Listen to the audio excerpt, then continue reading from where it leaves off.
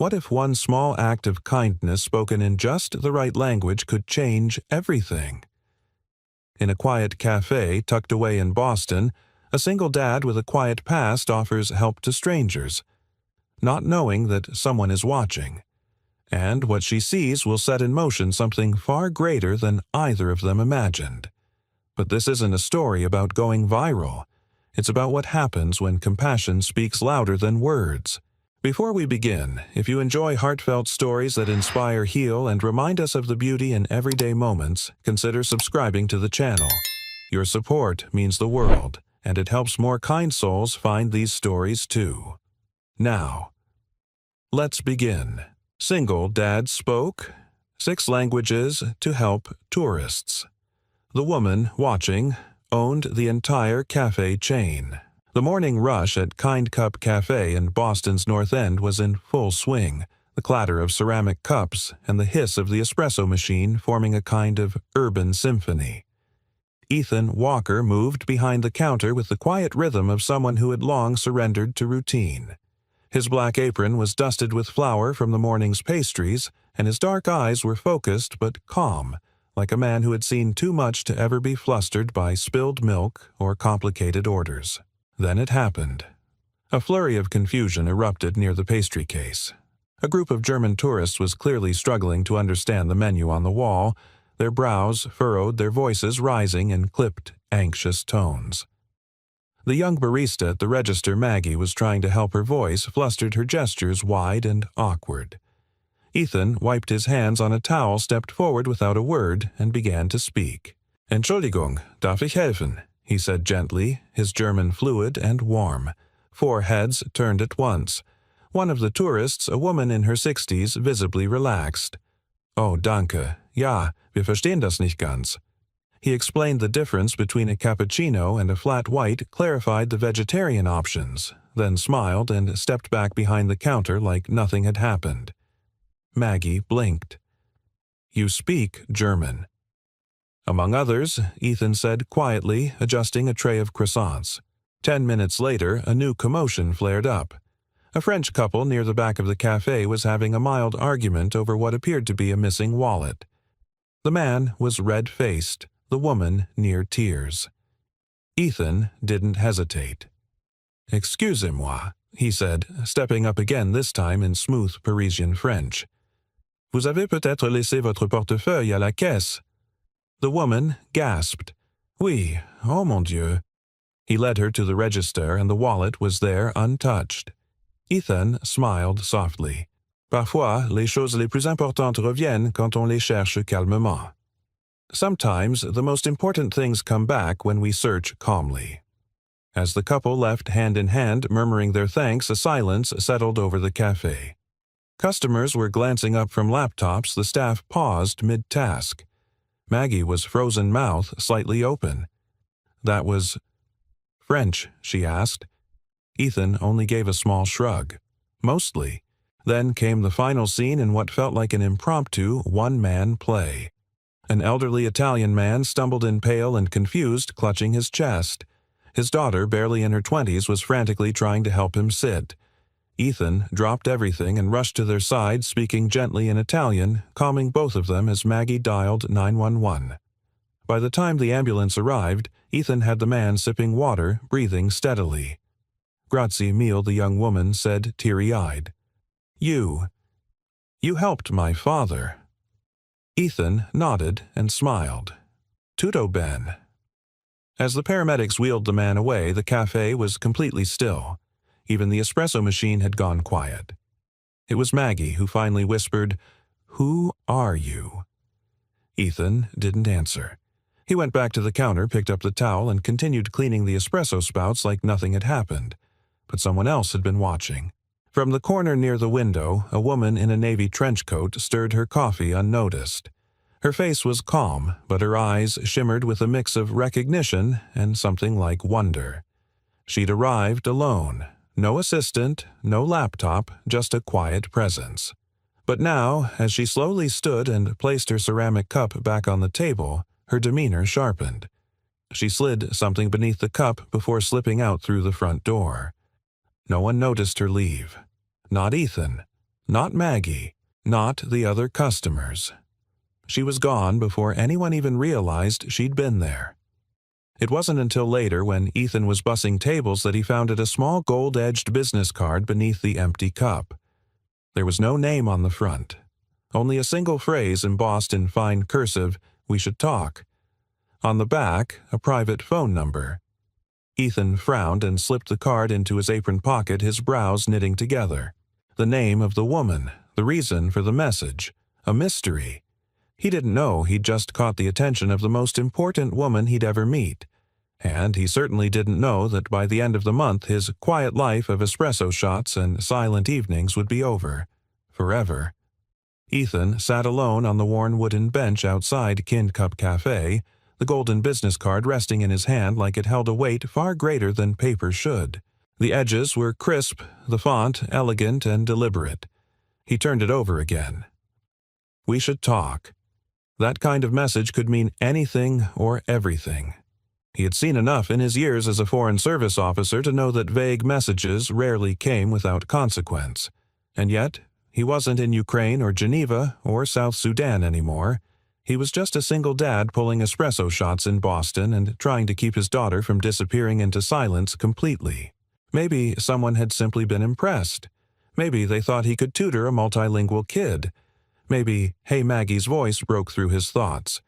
She handed him a to-go cup with a lazy smile. Your usual. On the house. For, saving the day in 6 languages. Ethan took the cup with a nod. Thanks. She squinted. You sure you're not like ex-CIA or something? You keep dropping these surprise talents like breadcrumbs. Ethan allowed himself the hint of a smile. Not CIA. Well, whatever you are, it's nice to have you here, she said, then paused, suddenly serious. You make people feel safe. Not everyone knows how to do that. Ethan looked away, uncomfortable with praise. It's just coffee. No, she said, it's the way you offer it. She left him with that thought, and he watched her disappear back through the cafe door, apron swinging. Later that day, when the mid-afternoon lull settled over the cafe like a warm quilt, Ethan was cleaning the milk steamer when the bell above the door jingled. He didn't need to turn around to know it was her. She had a particular stillness to her steps, a confidence without arrogance. When he did look, she was already seated in the same corner booth, a small smile playing on her lips, a thick wool coat folded beside her. Ethan walked over slowly. You again. I suppose you found my card. Her voice was warm, articulate. Her eyes a clear gray that missed nothing. I did. I hoped you'd call. I don't usually respond to anonymous notes left under cups. I figured you might be that kind of man. She paused, then extended her hand. Clara Benson. He froze. Benson. The name wasn't just familiar, it was legendary. Kincup Cafe wasn't just a neighborhood spot, it was a national brand. Over 600 locations, widely considered the ethical Starbucks. And George Benson, its founder, had passed away 3 years ago in a quiet blaze of tributes and glowing obituaries. His daughter, Clara Benson, had disappeared from the spotlight after that, until now. I'm guessing you know the name, she said softly. Ethan sat down across from her slowly. I do. She folded her hands, businesslike but gentle. I come to different locations. Quietly. I sit. I listen. I watch. And sometimes I meet people who remind me why my father started this place in the first place. And I reminded you of him, Ethan asked, unsure whether to be flattered or worried. No, she said. You reminded me of why I stayed. Why I didn't sell everything the moment the lawyers said I could. I watched you today. You didn't just translate words.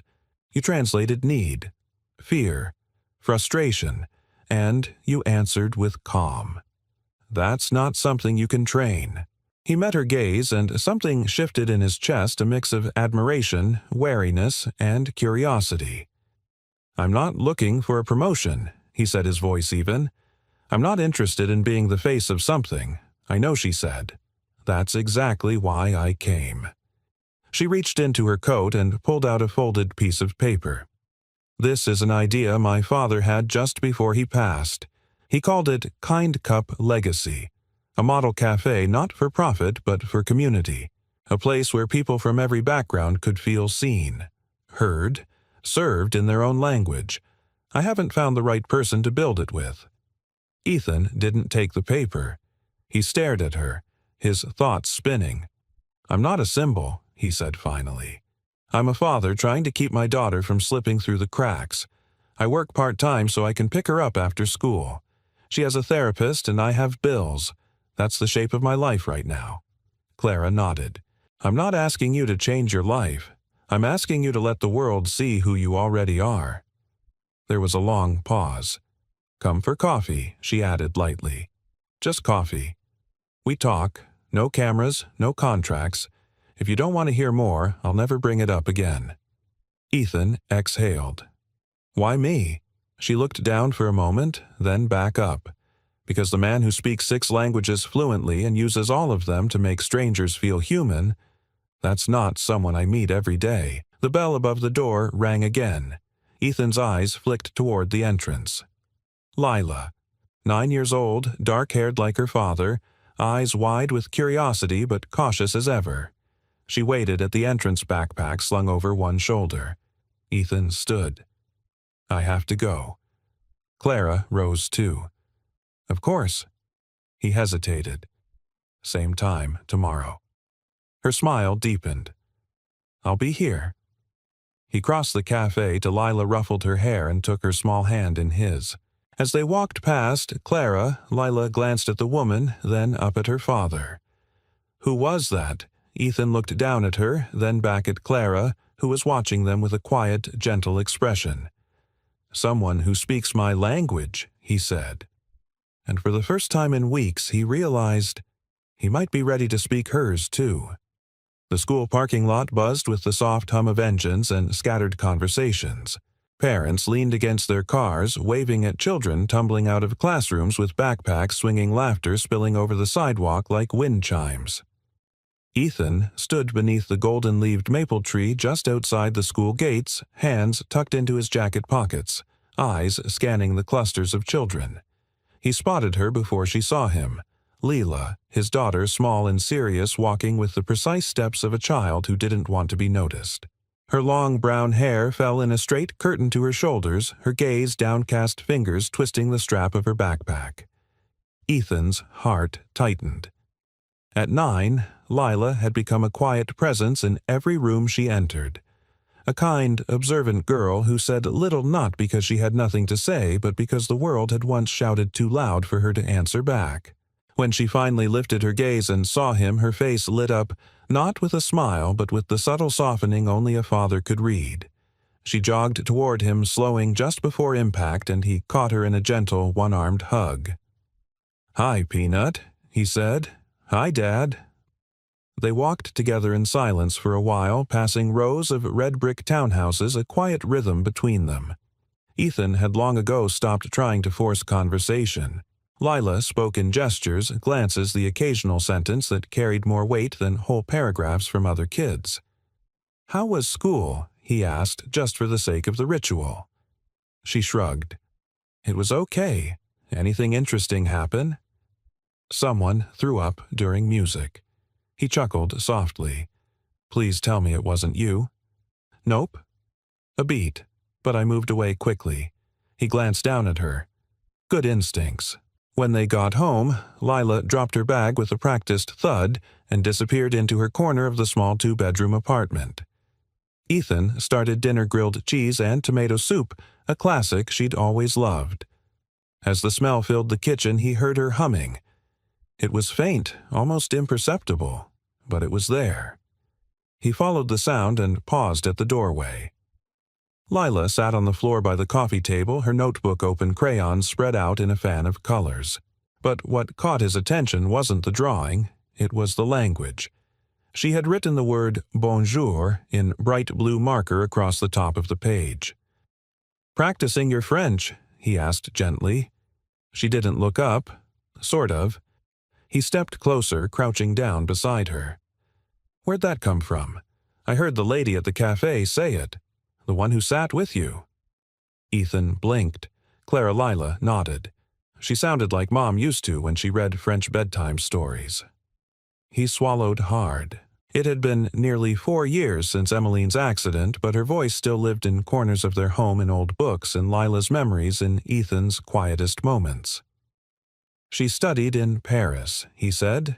"That's where I met her." Layla looked up. "Do you miss her voice every day?" She hesitated. "Sometimes I try to remember it, but it's like when you wake up and forget your dream right away." He reached out gently, brushed a strand of hair from her cheek. "That's why we keep the stories. So we remember the sound even when the words fade." After dinner, while Lila curled up on the couch with her sketch pad, Ethan pulled out an old language workbook from the bookshelf.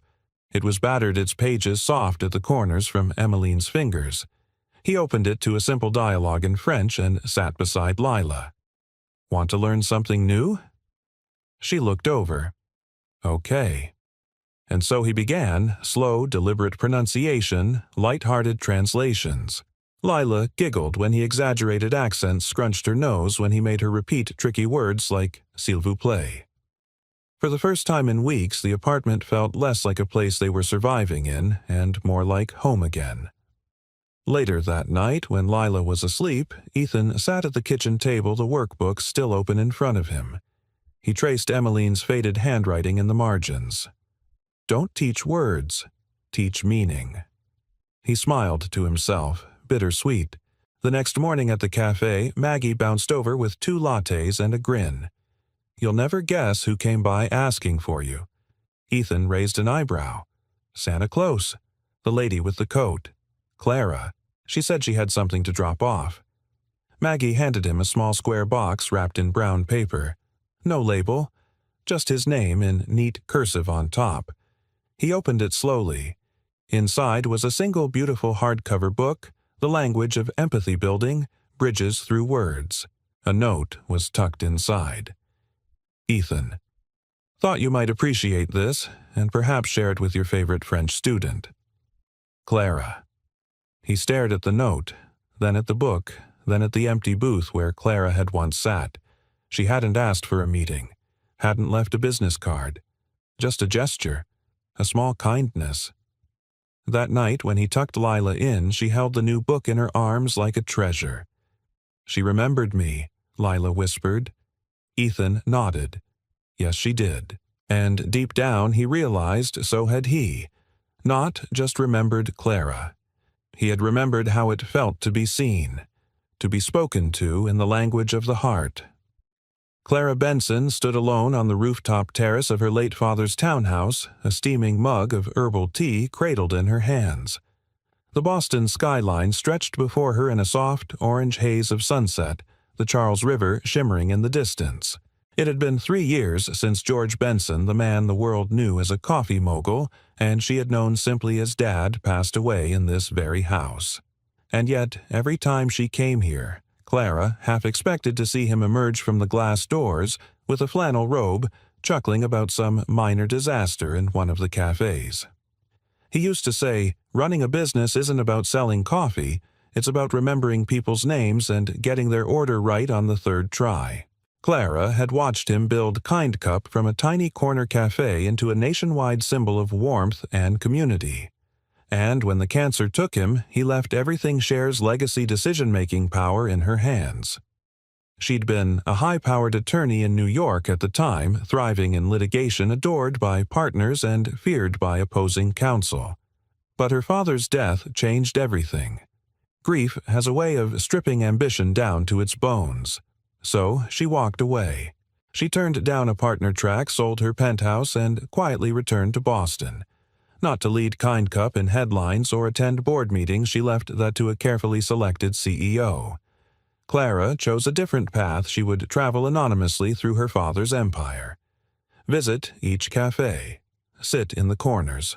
Watch the people. Listen. And find out if her father's vision had survived success.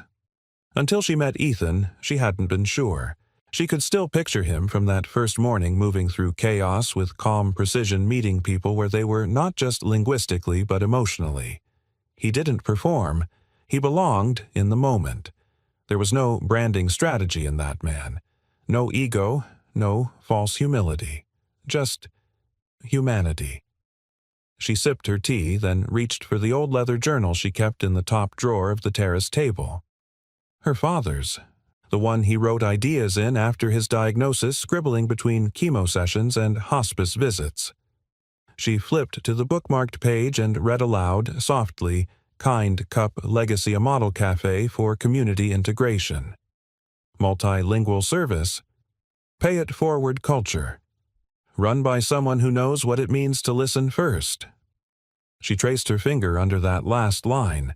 That's what she had seen in Ethan. He didn't interrupt. He didn't assume. He translated not just words, but emotion. The way her father did when he'd talk to customers who had just lost their job or had their first baby or didn't know anyone in the country. Clara closed the journal gently and stood.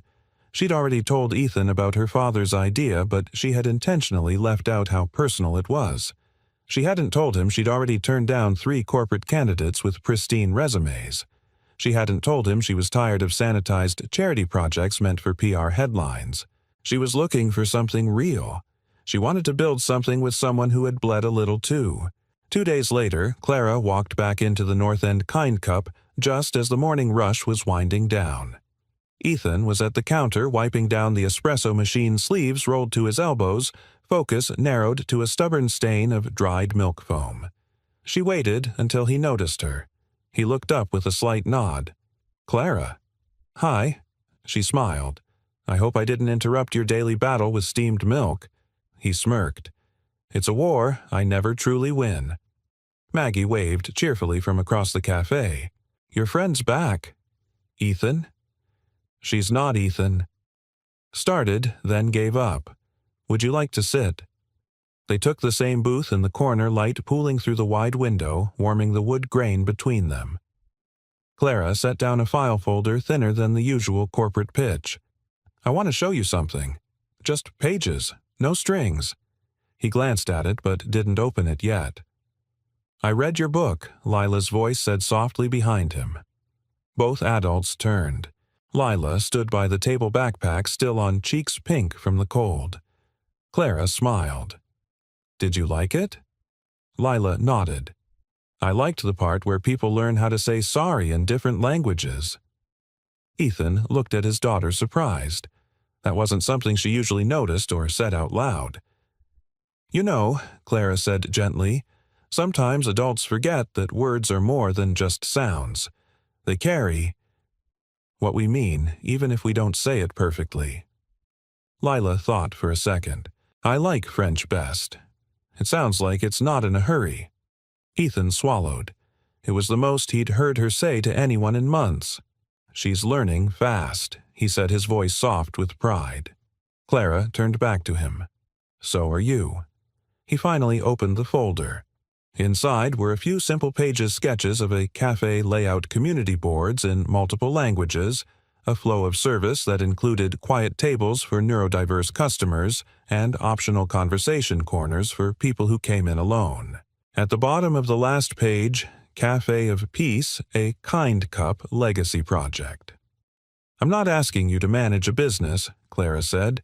"I'm asking you to help me co-create a space where kindness is fluent, where people don't have to earn dignity." Ethan stared down at the papers. "It's beautiful," he admitted. "So are you," she said without hesitation. "The way you treat people, Ethan, it's rare." He looked up, startled. "I mean that in the truest, most human sense. You remind people that they matter." "I don't want to lose that." He said nothing for a long moment. Then Lila spoke again. "Would there be books in lots of languages?" Clara smiled. "Only if you help me choose them." Lila nodded. "Okay." Ethan looked at the two of them, his daughter no longer silent and the woman who had gently opened something in both of them. He hadn't said yes, but for the first time he wasn't afraid of saying it. The cold snap had come early that October, sending a crispness into the air that made breath visible and scarves necessary. Kind Cup's North End location was buzzing with its usual morning rhythm, fresh pastries stacked beneath glass domes, steam curling from ceramic mugs, the hiss and gurgle of the espresso machine working overtime. Ethan moved through it all with practiced grace, but something inside him had shifted. The folder Clara had left with him sat on his nightstand at home. He hadn't made a decision, but each time he passed by it, the words "Cafe of Peace" seemed to lean off the page a little more, as if asking him to look deeper. "Dad Lila," said, tugging at the hem of his sweater. She stood beside him at the cafe's front counter, clutching her backpack, her eyes brighter than usual. "Hey, you're early. I thought you had art class." "Got out a bit sooner today," she said. "Is it okay if I sit in the corner booth?" He nodded. "Sure, I'll bring you something warm." Lila walked off her steps, small but steady, and Ethan noticed something different. She didn't sit with her head down this time. Instead, she opened a small notebook, pulled out a mechanical pencil, and began to sketch. He couldn't see what it was, but she was focused. He brought her a hot chocolate with extra whipped cream. She looked up and smiled, really smiled, and Ethan's heart caught. "Merci," she said softly. He blinked. "Did you just—" Lila giggled and pointed at the book Clara had given her. It lay beside her, open and marked up with sticky tabs in 3 colors. "I'm learning."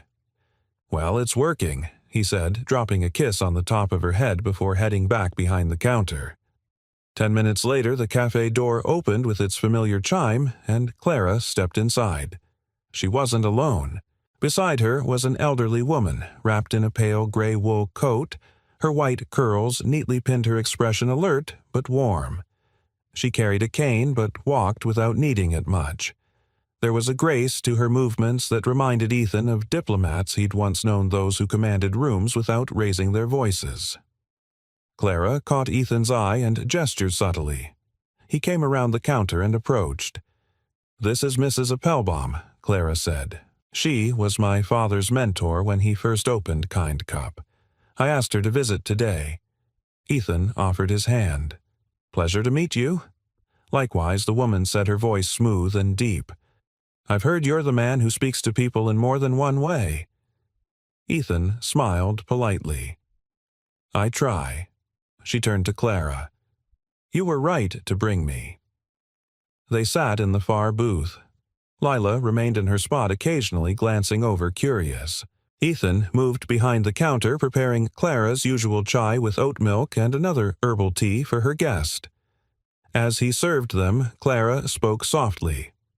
"Mrs. Appelbaum helped design the original Kind Cup model, what my dad called the listening architecture. You probably never noticed, but every location has round tables near the windows, softer acoustics, and booths that face in rather than out. It was all meant to encourage community, not consumerism." Ethan leaned slightly on the edge of the booth. "I did notice, but I didn't know it had a name." Mrs. Appelbaum looked at him kindly. "You understand it intuitively. That's rare." He didn't know what to say to that, so he said nothing. Clara leaned forward. "She's the one who said I needed to find the next voice of this brand. Not a face, not a resume. A voice that speaks through action." Ethan folded his arms. "That's flattering. But what you're describing sounds like a figurehead. I'm a single dad. I'm not trying to become the next poster boy for coffee and compassion." "No," Mrs. Appelbaum said calmly. "You're trying to raise a daughter in a world that forgot how to listen. That makes you perfect." Later that afternoon, after the older woman had gone and Clara was preparing to leave, Lila approached them. She held out her sketchbook to Clara. "I made this for the cafe idea," she said. "There's a bookshelf in every language, and a quiet room with pillows, and one with windows all around so people can sit in the sun even when they feel sad." Clara's throat tightened as she flipped through the pages. Crayon colors, soft pencil outlines, and big labels in blocky handwriting: Peace Room, Book Nook, Language Wall. "Lila, this is beautiful," Clara whispered. You even included Braille." "I saw it in one of Mom's old books," Lila said. "People don't have to hear to feel welcome." Ethan knelt beside her, placing a hand on her small back. "You remembered that I remember a lot," Lila said, her voice matter-of-fact but full of something deeper. "Even when I don't say it." Clara met Ethan's gaze. "That's exactly what this is about." He nodded slowly. "You're right." That evening, Ethan stood in their modest kitchen stirring a pot of vegetable stew, his hands moving out of muscle memory while his mind ran through images. Clara's expression at Lila's drawings, Mrs. Appelbaum's calm certainty the way the sunlight hit the booth where he and Clara always sat. He walked to the table and picked up the folder again. This time he opened it without hesitation. He reread every line, every idea. This wasn't just about a brand. It was about belonging, dignity, offering more than a drink, offering recognition. He looked toward Lila's room. She was reading out loud in French, softly practicing. Her voice was unsure but growing steadier with each sentence. That's what healing sounded like. Not a miracle. Just a slow return of voice. He turned back to the folder and smiled. Maybe it was time he found his again, too. The autumn wind swept through Boston's cobbled streets like a whisper from the harbor, tousling scarves and shaking golden leaves loose from branches. Inside Kind Cup, the atmosphere was cozy and warm. Mismatched mugs clinked softly, jazz played under the murmur of conversations, and Ethan, for once, felt settled. It had been a good morning. Lila had walked into school without needing to clutch his hand the whole way. Clara had sent him an article about inclusive design in multilingual learning spaces with a simple caption, "Thought of you and Lila." And for the first time in a long while, the ache of Emmeline's absence didn't feel quite so heavy. Then Maggie screamed. Not in fear, but in that half-choked, disbelieving gasp that comes when the internet suddenly pulls your name out of anonymity and tosses it into the spotlight. "Ethan. Ethan. You need to see this." He turned toward the register, alarmed. "What happened?" She waved her phone at him, wide-eyed and breathless. Oh my God, you're viral." "What?" She jabbed at the screen, then thrust it toward him. There he was. A grainy video, shaky but unmistakable, him moving through the cafe, helping the German tourists, calming the French couple, soothing the Italian grandfather. A cascade of languages spoken with ease, empathy, and quiet grace. But it wasn't the footage that hit him like a punch to the ribs. It was the caption, "The barista who speaks 6 languages and changes lives. Over coffee, true kindness exists." Below it, 3.4 million views, and counting. "What is this?" he murmured. "I posted it on TikTok 3 days ago," Maggie admitted, cringing. "I just thought it was cool how you helped everyone. I didn't think it'd blow up." Clara walked in just then, coat still dusted with leaves. She caught the tension in the air immediately. "Everything okay?" Ethan's jaw tightened. "Apparently, I'm an overnight sensation." Clara blinked, then looked at the phone. Her face changed in subtle degrees, surprise recognition, something like dread. "I didn't know," she said quickly. "Maggie, did you tag him?" No, full name," Maggie said. "Just Ethan from Boston." But someone must have traced it through the cafe location. They're already in the comments asking for interviews. Ethan handed the phone back, face pale. "This wasn't what I signed up for." By noon, it was chaos. A local reporter showed up outside with a camera crew asking customers about the multilingual hero of the North End. A stranger from out of state had driven 2 hours just to ask for a photo. Ethan had to sneak Lila out the back when school ended early for a staff development day. He was halfway to locking the front door when Clara caught up with him. "Ethan, wait." He turned. "Did you know she filmed that?" "No," she said, breathless. "I had no idea she posted it. But listen, I don't want this, Clara. I don't want attention. I don't want people turning what I do into a sideshow." She flinched. "It's not a sideshow. It's real. That's why people are reacting. Because they see you." "I didn't ask to be seen," he snapped, then lowered his voice, catching himself. "I'm trying to protect Lila. Her world is small for a reason. We worked hard for that safety." Clara nodded, quiet for a beat. "You're right." The words landed with a soft thud between them. Honest. Undeniable. I would have reacted the same way she said. But Ethan, this isn't about fame. This is about impact. What you did in there, it moved people. Millions of them. And you didn't do it for likes or clicks. That's what makes it powerful. He didn't respond. She tried again. The world's loud and angry and disconnected. And then you come along quietly building bridges in 6 languages without asking for anything. That reminds people that gentleness still exists. Ethan looked away.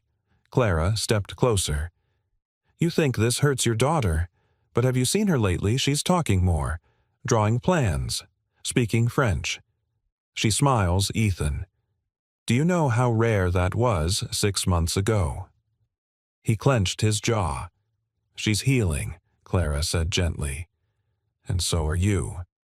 He exhaled slowly. "It's just, I feel like I'm losing control." Clara softened. "Maybe. Or maybe you're just finally letting go of hiding." That evening, back at home, Ethan sat in the living room with Lila. She was curled up on the couch watching the video on his phone. "You look calm," she said, matter-of-factly. He chuckled. "That's because I didn't know I was being filmed." She paused the video. "You helped those people." "I did." She looked at him. "Are you mad that other people saw?" He hesitated. "I was." At first, why he considered. Because sometimes when people look too closely, they stop seeing the real you. Lila nodded thoughtfully. "I think, if someone sees the good part, it's okay." Ethan stared at her, amazed at how clearly she'd cut through the noise. He pulled her into a hug, pressing a kiss to her forehead. "You're right. Clara saw the good part," Lila whispered. She did.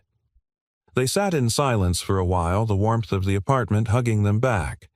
Outside, the world still buzzed and clicked and judged, but here inside was a different language, one spoken without words, and for the first time Ethan didn't feel exposed.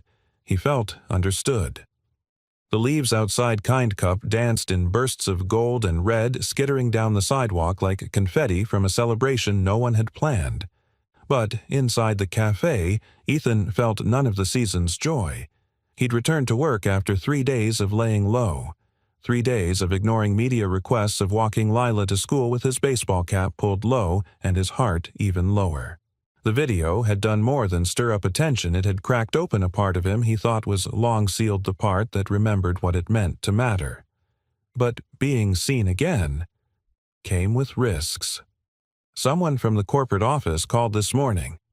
Dean muttered, his eyes not leaving the spreadsheet on the iPad. "Wanted to verify that you work here." Ethan raised an eyebrow. "Did you tell them I'm real?" Dean gave him a gruff look. "Told them I wasn't running a simulation, if that's what they meant." Ethan smiled faintly, but it didn't last. "Anything else?" he asked. Dean hesitated. "Said they'd be sending someone down next week." "Internal review. Probably a formality, but..."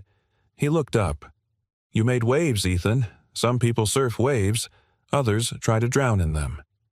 Ethan leaned on the counter, exhaling. "I never wanted to be part of a storm." Dean glanced at him, his expression softening.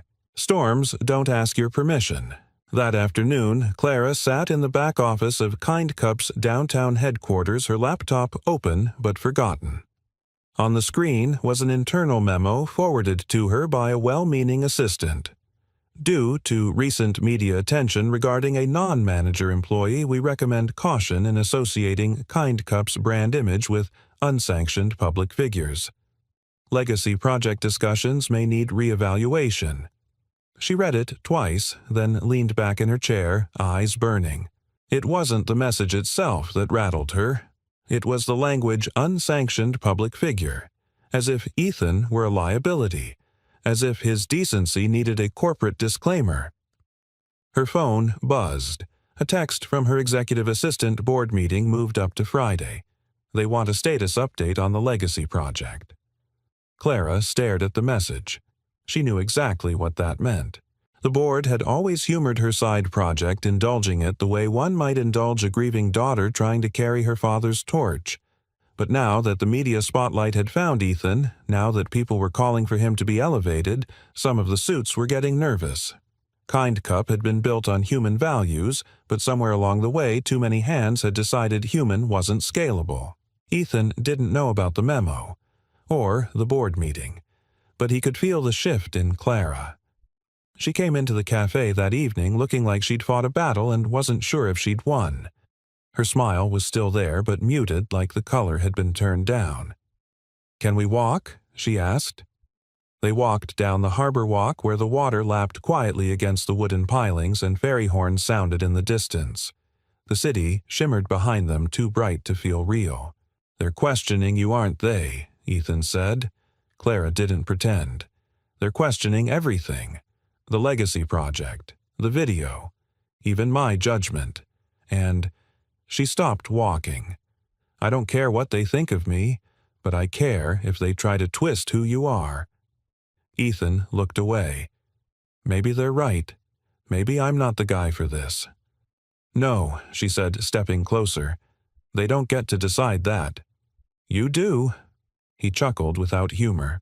"I'm a part-time barista with a kid and a lot of scars. I didn't come here to change the world." "No," Clara said softly. "But you are changing it. You changed mine, and Lila's, and that woman who cried when you ordered in Italian because it reminded her of her father." He was quiet for a long moment. "I don't want to fail," he said. "You won't.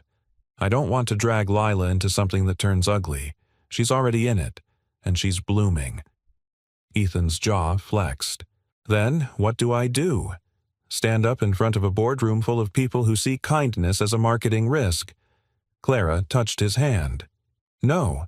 You tell the truth, in your voice, the way you told it to me and Maggie and Lila. That's all you've ever had to do." He looked at her. Really. Looked and saw not just strength but fatigue. She wasn't just fighting for the project. She was fighting for herself, for the right to lead the company her father built with the values they shared. He nodded slowly. "Then let me talk to them." Her eyes widened. "You'd do that, I will. But not as a spokesman, not as a brand, just as me." Clara reached into her coat pocket and pulled out the first page of her father's journal, the one with the hand-drawn sketch of the Cafe of Peace. She handed it to him. "You're the reason this page matters again." He folded it carefully like something sacred. Then he reached for her hand. She let him, and for the first time since their worlds had collided, they didn't need to translate anything. The silence between them said it all. The glass walls of the Kind Cup headquarters glinted under the morning sun, reflecting the Boston skyline like a mirror pretending to understand the sky. Ethan stood outside them, adjusting the cuffs of his only blazer, a charcoal gray relic from his diplomatic days that still fit, though it hadn't been worn in years. He hadn't worn it since the funeral. Until today. Inside, Clara was waiting. He could see her through the lobby window standing in front of the elevator, calm in her cream blazer, a folder in one hand and her other clenched tight at her side. Her eyes met his through the glass. She didn't wave. She didn't need to. This wasn't the kind of morning for small gestures. "Ready?" she asked when he stepped inside. He nodded, but truthfully he wasn't sure. The walk through the corridors of Kind Cup HQ was a quiet one. Not because they didn't want to talk, but because some silences were too full to interrupt. Clara's heels clicked gently on the marble floor. Ethan's boots were soundless by comparison, worn soft from years of quiet steps. The conference room loomed ahead like a theater stage. The frosted glass doors bore the engraved words, "Kindness begins with us." He wasn't here to audition. He was here to remind. Inside, a long table stretched toward a windowed wall overlooking the city. 12 seats. 11 filled. Men and women in suits of navy gray and black. Phones, silenced pens ready. Some faces polite, others unreadable. one or two already skeptical. Clara stood to introduce him. "This is Ethan Walker," she said. "You've all seen the video. Some of you have concerns.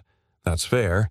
But before you form conclusions, I asked Ethan to share his own story, in his own voice." She stepped back. Ethan stood alone. For a moment, all he could hear was the distant hum of HVAC and the tick of a metal pen cap being flipped open. He took a breath. Then he began. "My name is Ethan Walker. I'm a father, a former Foreign Service officer, and until a few days ago, a quiet barista at Kind Cup North End. You may know me now as the man who speaks 6 languages. But that's not the most important thing I do. Not by a long shot." He paused, making eye contact with no one and everyone. "I speak to people the way I'd want someone to speak to my daughter, gently, clearly, without expectation. That's something I learned not from my time abroad, but from losing my wife." A ripple of attention moved through the room. "My daughter Lila was 5 when we lost Emmeline. She stopped talking, wouldn't speak at school, barely whispered at home. And I didn't know how to reach her. So I started small. Gestures, pictures, songs, eventually language. And one day a single word came out of her mouth. Bonjour." He smiled just enough for it to ache. I remembered then what language is really for. It's not performance, it's permission. To feel safe, to feel seen, to belong. He stepped closer to the table. "I've worked at Kind Cup for over a year. Not because I needed the money, though it helped. I stayed because your cafes offer something rare, a space where people sit down and breathe. That shouldn't be rare, but it is." A woman at the far end of the table shifted forward slightly. Listening now. "I didn't ask to go viral. I didn't script kindness. It just happened. Because a woman was scared. A man was lost. A tourist was confused. And I did what anyone should do. I spoke to them in a way they could understand." He reached into his pocket and pulled out a folded page, George Benson's sketch of the Cafe of Peace. He held it up. "This isn't a marketing pitch. It's a return to what made Kind Cup matter in the first place, a space for empathy, language, connection." He looked straight at the CEO, a man named Derek, whose expression had remained frozen for most of the presentation. "I'm not asking for a job title, or to be your brand's next face. I'm asking for a chance to build this space, not for profit, not for performance, but for people, like my daughter, like her classmates, like the woman who cried when I asked how her father was in Italian." The room was still, utterly, completely still. Then someone near the middle of the table, an older woman with silver hair and kind eyes, spoke. "What would you call it?" Ethan smiled, unfolding the paper completely. "Cafe of Peace." Silence again. Then the room shifted. Not loud, not flashy, but in small, powerful ways. A quiet hum of nods. A clearing of throats. Pens tapping slower. One man leaned forward to ask for a closer look at the sketch. Clara exhaled for the first time in what felt like hours. Outside, as they stepped back into the afternoon sun, Clara turned to him. "I've been waiting to show them that page for 3 years," she said softly. He looked at her. "What stopped you? I hadn't found the person it belonged to yet."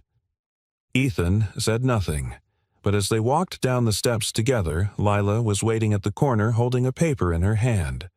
She ran up to them and handed it to Ethan. It was a child's drawing of a cafe. Colorful awning, flags from different countries, people with different skin tones and smiles holding cups of coffee. Above it, in bold block letters, "Welcome in any language." Clara bent to read it, blinking back something fierce in her eyes. "Is this your logo pitch?" Ethan asked, teasing gently. Lila shrugged. "You can use it if you want." Ethan looked at Clara, then back at his daughter. "I do," he said. And this time he meant it in every way. The grand opening wasn't grand in the traditional sense. There were no red ribbons, no flashing cameras, no celebrity endorsements. But as the soft morning light poured through the floor-to-ceiling windows of the newly opened Cafe of Peace, Ethan stood at the counter and thought, "This is more beautiful than anything I ever dreamed of." The space had been designed with intentional warmth. No two tables were the same shape, yet each felt perfectly placed. The walls displayed hand-painted welcome signs in more than 40 languages, many written by local students, including Lila.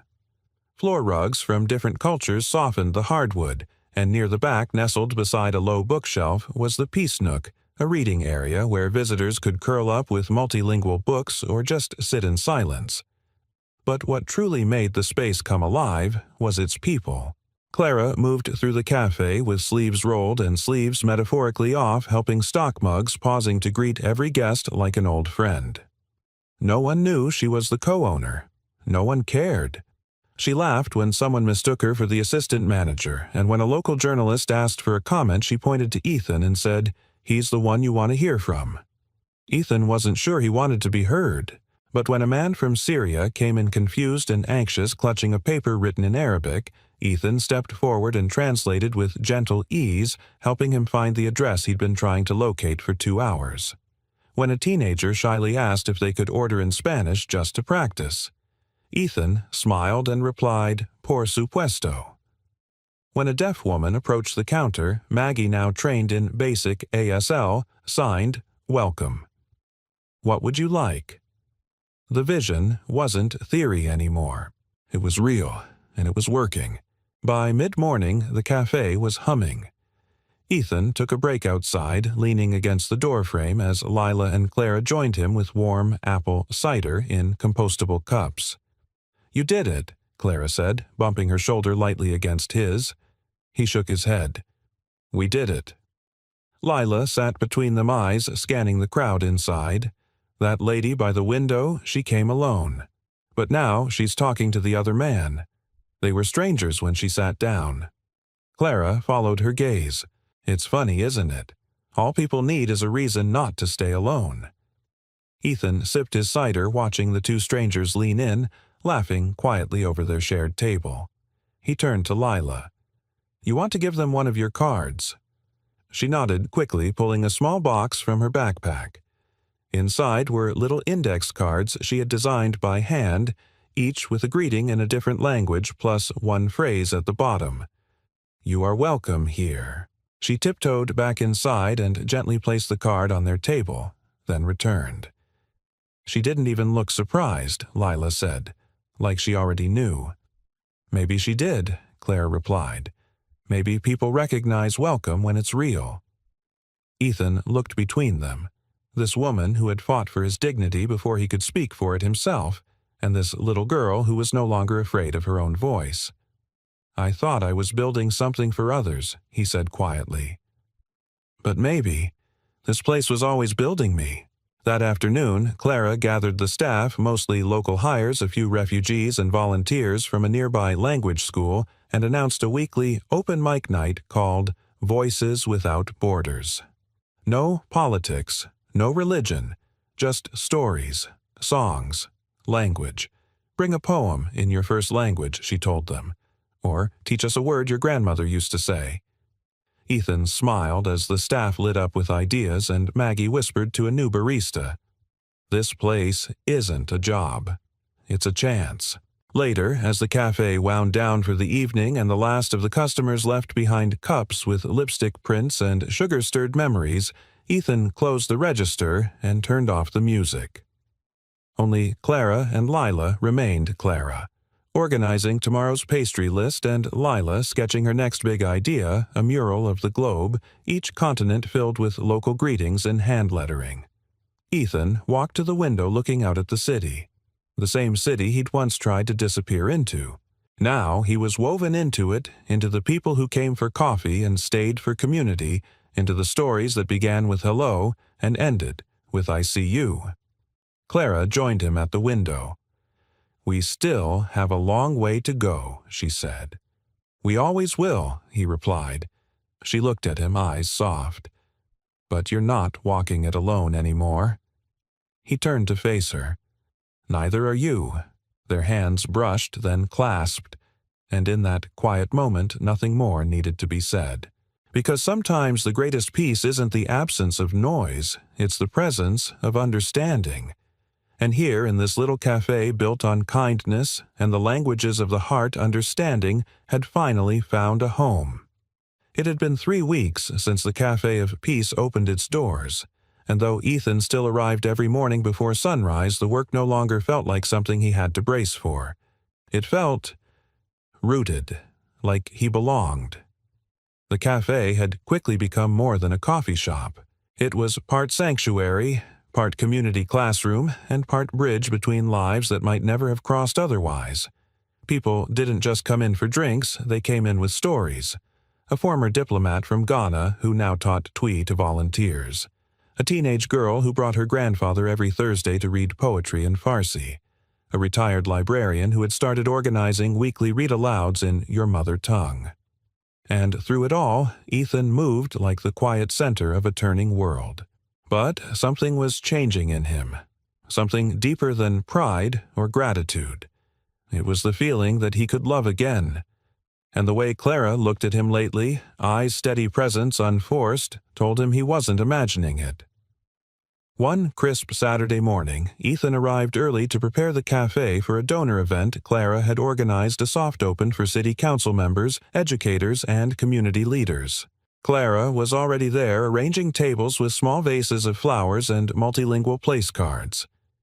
"You're early," she said, looking up with a smile. "You're earlier." She shrugged. "Couldn't sleep. Kept thinking about how far this place has come." Ethan stepped closer. "It's not just the cafe that's grown." She looked at him, eyes searching. "Do you ever wonder," she asked, "what your life would have looked like if you hadn't left the Foreign Service?" "All the time," he admitted. "But lately, I wonder more about what I would have missed." Clara's expression softened. "Like what?" He didn't hesitate. Lila becoming herself again. This cafe. You. She looked down, cheeks warming. "You always speak like you're translating a feeling." "I am," he said quietly. "That's the only language I trust now, the one you don't need to learn to understand." She didn't reply, but reached over and touched his hand. It stayed there, still and certain. Before either could say more, the door opened and Lila walked in her backpack, bouncing slightly and her eyes bright. "Dad," she said, holding up a thick stack of pages. "I finished it." Clara leaned in. "Finished what, my project?" Lila said proudly. "The multilingual kindness map." Ethan raised an eyebrow. "What's that?" Lila spread the pages across a table like a magician revealing her grand finale. Each page was a different neighborhood of Boston. Color-coded dots marked every language spoken by someone Layla had met in the cafe. She'd interviewed customers, friends, staff. On the back of each page she wrote the same word in each language. "Welcome." Clara's eyes brimmed. "This is extraordinary," she whispered. Lila beamed.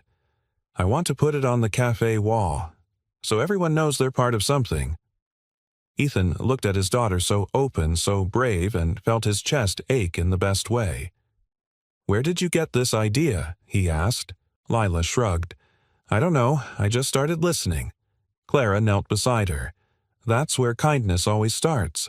The donor event buzzed with warmth rather than pressure. Ethan moved between tables offering coffee and quiet thanks while Clara spoke to the gathered guests with her signature calm passion. Lila's project was displayed on an easel by the front window, and people gathered around it like they would a work of art. A teacher from Dorchester wiped her eyes. "This girl, she understands something we've forgotten." Ethan heard it all, took it in, and tucked it away in the quiet drawer of his heart where moments of grace lived. As the evening wound down and the last few guests lingered with final cups of tea, Ethan pulled Clara aside. "I need to tell you something." She turned to him, cautious but open. "I used to think I'd never have room in my life for love again," he said.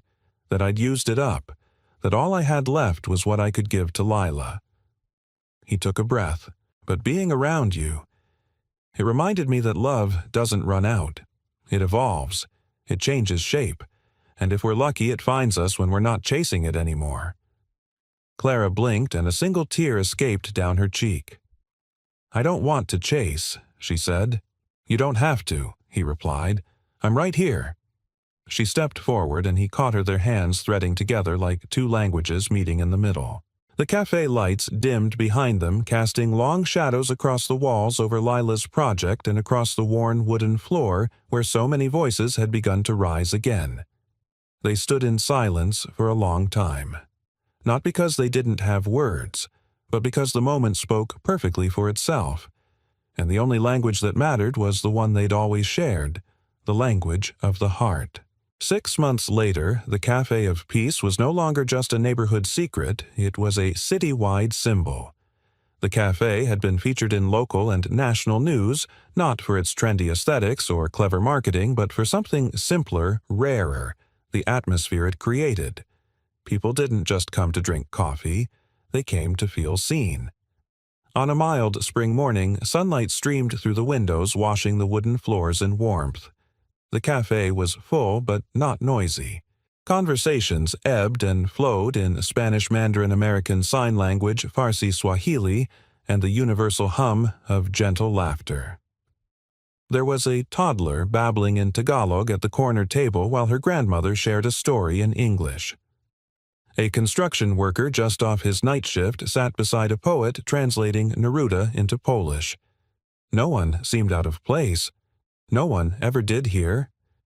In the middle of it all stood Ethan, still in his apron, still making lattes, but now with a subtle peace in his shoulders as though something within him had finally unlocked. He greeted everyone by name, and in their language if he could. Behind the counter a wall had been hand-painted by Lila and a group of local students. It read, "Kindness is the language the deaf can hear and the blind can see." Mark Twain. Beneath it, guests had begun pinning notes, photographs, and translations of the quote in dozens of languages. It had become an unofficial shrine not to fame or success, but to connection. Clara stepped out from the back room carrying a tray of the pastries, her sleeves rolled to her elbows, hair tied in a soft bun. She wasn't the boss here. She was part of the hum, the current that kept the cafe moving. Ethan turned as she passed. "You're on cinnamon duty today." She raised an eyebrow. "You think I can't be trusted with almond croissants? I've seen what happens when you get distracted talking about immigrant poetry." She smiled. "Fine, I'll stay in the cinnamon lane." He leaned closer. "I love you in every language I know." Her eyes crinkled at the edges. "Then don't burn the coffee again." They both laughed, and Ethan swore that sound, that shared unscripted sound, was his favorite music. Later that afternoon, the cafe closed early for a private event. Chairs were rearranged, a projector was set up. Guests arrived, community leaders, former refugees, local families, students, Kind Cup board members. But there were no formal speeches, no podiums. Just a circle of chairs and an invitation, share something that shaped you. One by one, people spoke. A man from Haiti told of how Ethan helped him fill out a job application in French the day after he arrived in the U.S. A woman shared how her daughter, who had selective mutism, now read aloud every Saturday at the cafe's story hour because she saw Lila doing the same. A teenage barista wiped tears as she explained that she used to hate her accent until Maggie reminded her it meant she spoke more than one world.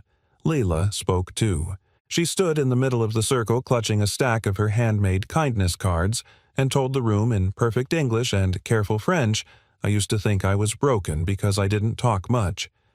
But this place helped me remember that listening is a kind of speaking too." Ethan sat beside Clara, his hand in hers, and knew there would never be another moment like this, and also that they would create 1,000 more just like it. When it was his turn, he stood, cleared his throat, and held up one of Lila's cards. "I used to believe my life had already narrowed," he said, "that the best I could do was survive, quietly raise my daughter with whatever love I had left, and never ask the world for more than silence." He looked at Clara, then back at the room. "But then I realized love doesn't shrink when we lose someone, it expands if we let it." Through grief, through healing, through every small act of kindness we offer a stranger.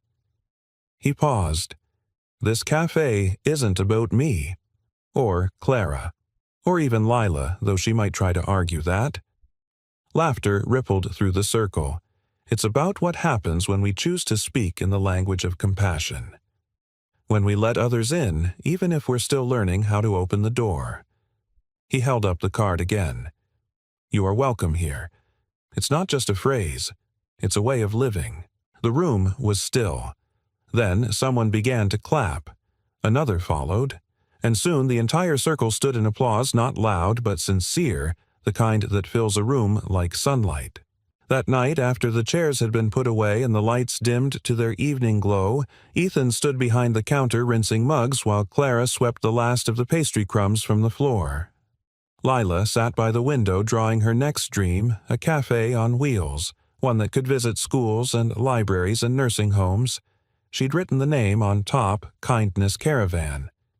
You think she'll actually build it one day? Clara asked, looking at the sketch. Ethan nodded. I think she already has. In here. He tapped his chest. Clara came to him, wrapped her arms around his waist. You built something too, she said. Something your daughter in this world will never forget. He pulled her in closer. No, he whispered. We did. Outside, the night deepened. A few stars blinked to life over the city, and inside a small cafe on a quiet corner of Boston, warmth lingered long after the last cup had been emptied. Because kindness, when spoken fluently, leaves an echo that never fades. We'd love to hear from you. Where in the world are you watching from? And what part of this story spoke to you the most? If this story touched your heart, don't forget to like, share, and subscribe for more uplifting tales just like this one. We post regularly stories of hope-healing second chances and the quiet power of kindness.